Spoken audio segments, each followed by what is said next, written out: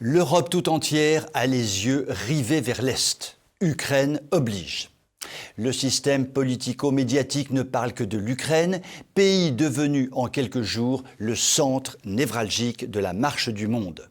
Dans ces conditions, il n'était pas étonnant que l'invasion de l'Europe par l'immigration ait repris de plus belle dans un silence médiatique assourdissant.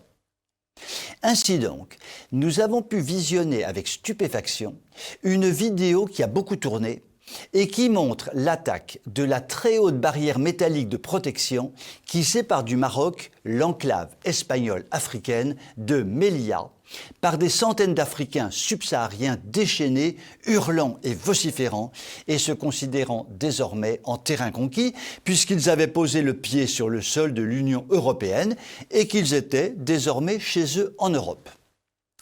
À elle seule, cette petite invasion traduit l'absurdité dramatique de la politique d'immigration démente de l'Union européenne.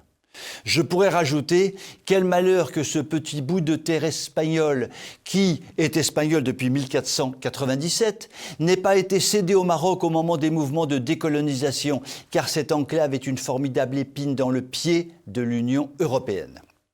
Cela dit, les deux enclaves espagnoles de Ceuta et Melilla ne sont que le révélateur du flot continu d'immigration sauvage qui arrive désormais d'à peu près tous les côtés.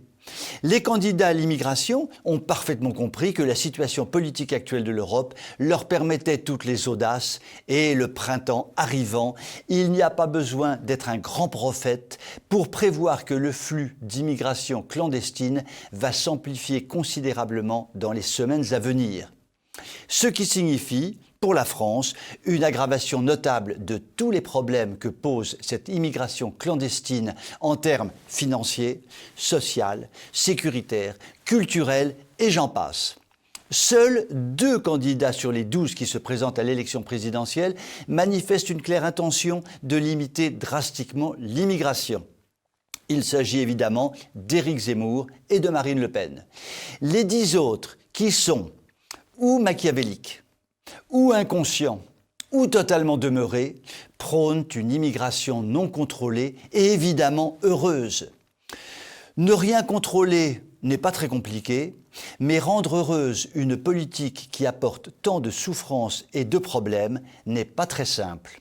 Nous verrons dans quelques semaines de quelle façon les Français réagissent à cette problématique fondamentale.